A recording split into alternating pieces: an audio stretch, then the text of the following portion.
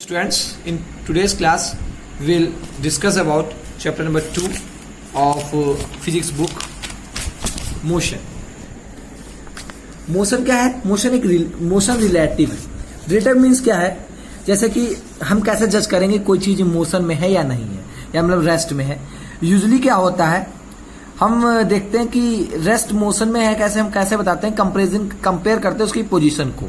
मतलब अगर किसी लैंडमार्क के हिसाब से अगर वो आगे बढ़ रही है पीछे हो रही, तो पोजीशन के हिसाब से हम बताते हैं मोशन में है या नहीं है. जब पोजीशन किसी ऑब्जेक्ट की पोजीशन किसी दूसरे ऑब्जेक्ट के हिसाब से, ठीक है, चेंज ना हो टाइम के साथ, तो वो रेस्ट में होगी.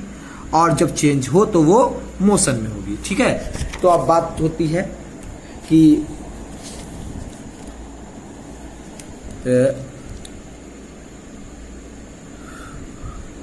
जैसे एक हम आइडिया लेते हैं, एक हम बॉय के बारे में सोचते हैं जो एक मूविंग बस में बैठा है. क्या वो मोशन में है या रेस्ट में है? उसकी पोजीशन जो है रिलेटिव है, बस के हिसाब से तो नहीं चेंज हो रही है. लेकिन अगर हम बस के अदर साइड अगर दूसरी तरीके से देखें तो उसकी पोजीशन रोड के हिसाब से बदल रही है. इससे क्या है, और जो हाउस हैं रोड के हिसाब से, उनके हिसाब से भी बदल रही है लगातार. तो मोशन इसीलिए क्या कहा जाता है? मोशन होता है रिलेटिव. मोशन क्या है? मोशन है रिलेटिव. ठीक है. इसलिए हम कहते हैं all motion is relative. Okay. So now we should look at types of motion. Type क्या है मोशन के? Translatory motion, rotatory motion, oscillatory motion, circular motion, periodic motion, etcetera. Okay. Now we should know about periodic motion. देखिए, जब कोई object एक point से दूसरे point एक स्ट्रेट लाइन में जो है मूव करे या स्मूथ कर्व में, तो उसका मोशन क्या है? ट्रांसलेटरी मोशन कहलाएगा. ओके. ये मोशन दो तरीके का हो सकता है, रेक्टिलिनियर एंड कर्विलिनियर. ठीक है. रेक्टिलिनियर, तो देखिए रेक्टिलिनियर मोशन क्या होता है? जब एक स्ट्रेट लाइन में मोशन हो तो रेक्टिलिनियर, और जब एक कर्व में हो तो कर्विलिनियर. ओके.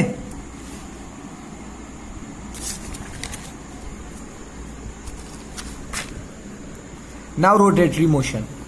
जब कोई ऑब्जेक्ट टर्न हो या रोटेट हो या स्पिन हो एक एक्सिस के थ्रू, अपने ही एक एक्सिस के थ्रू, तो वो मोशन होगा रोटेटरी. जैसे फैन, ठीक है, व्हील्स.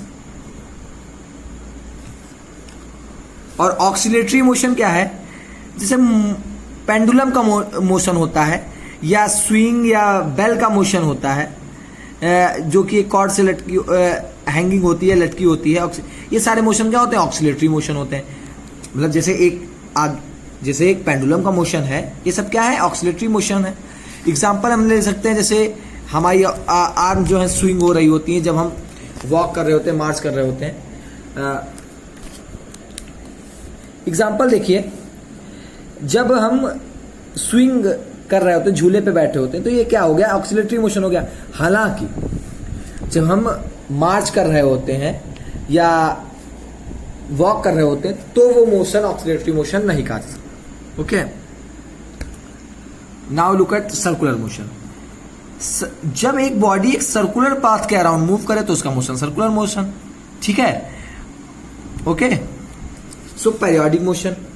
जब मोशन एक फिक्स्ड इंटरवल ऑफ टाइम के बाद रिपीट हो, जब एक फिक्स्ड इंटरवल ऑफ टाइम के बाद मोशन रिपीट हो, तो क्या होगा? वो मोशन पीरियोडिक हो.